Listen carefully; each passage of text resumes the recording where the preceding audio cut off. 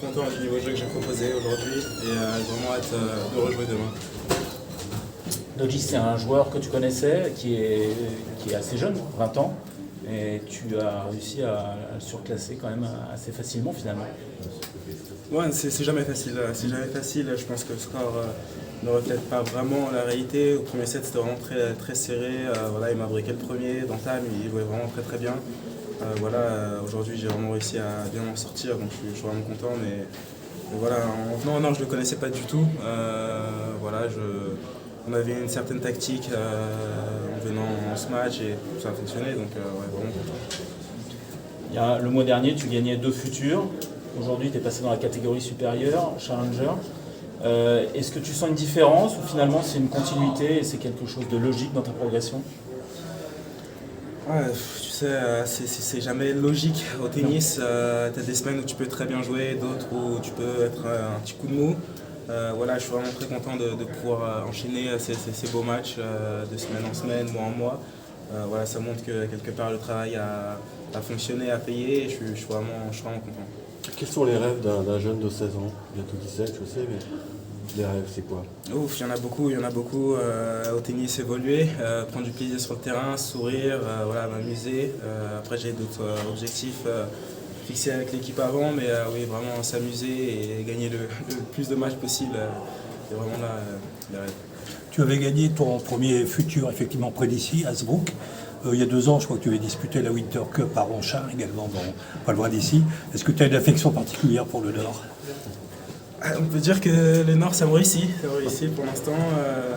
J'espère que ça va continuer le plus longtemps possible. Mais en tout cas, oui, en venant, il y a eu du soleil. L'après-midi, il y a eu la neige. J'ai pas compris ce changement. Mais jour et jour, j'apprends. Les gens sont vraiment très sympas ici. Donc vraiment très bien accueillis. Les gens ne connaissent pas forcément ton niveau de jeu parce qu'on t'a pas tous vu beaucoup évoluer. Dans un match comme celui-ci, tu le situerais comment par rapport à ton niveau de jeu maximum? Tu sens que tu as été très bon, excellent. Comment tu le situerais? Ouais, c'est une question très compliquée. Hein. Franchement, quand je suis dans le match, je m'en rends pas forcément compte, donc ça c'est des questions qu'il faut poser plutôt à la team ou aux fans d'ailleurs. En tout cas j'ai respecté les objectifs, donc on peut dire que ça a été un bon match niveau objectif et plan de jeu. Parfois, nous on est des vieux journalistes, parfois on voit du monf en toi, dans la manière de se déplacer, de couvrir ton terrain, de lâcher des coups droits. Il y a de ça, on se trompe? Il y a du Gaël, il y a du Djoko, il y a du Sinner, il y a du Alcaraz et il y a surtout du Moïse Kouamé, c'est ça qui est important. Tu tiens à cette identité? Je tiens à mon identité, ma propre identité. Plus tard, j'espère que dans 10, 20 ans, les jeunes pourront dire qu'il y a du Moïse Kouamé dans leur jeu.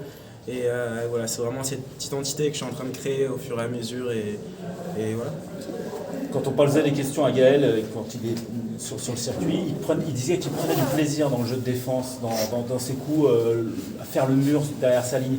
Toi, on sent qu'il y a aussi ce plaisir d'aller chercher des balles irrattrapables pour le commun des mortels, mais que toi, tu ramènes dans le cours. C'est presque plus jouissif que d'envoyer une cartouche en coup droit? Là, c'est 50-50, très honnêtement.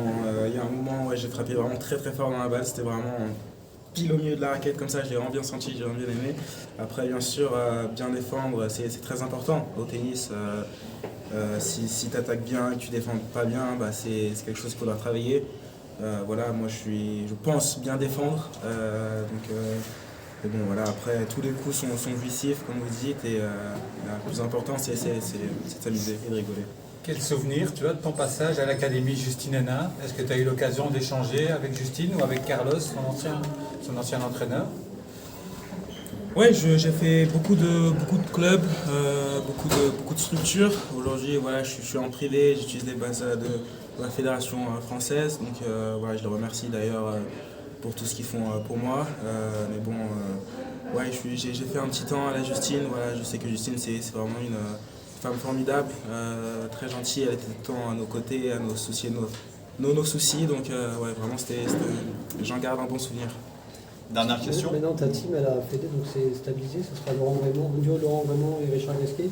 Plutôt Laurent, sur l'ensemble des tournois et Richard ponctuellement, c'est ça? Alors, c'est ça. Je pense que vous avez plutôt bien dit.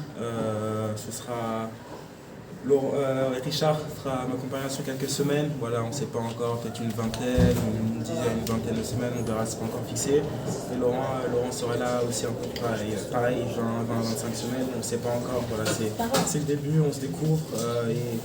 Mais voilà. C'est du bon matériel comme ça. On verra ça dans 5 ans.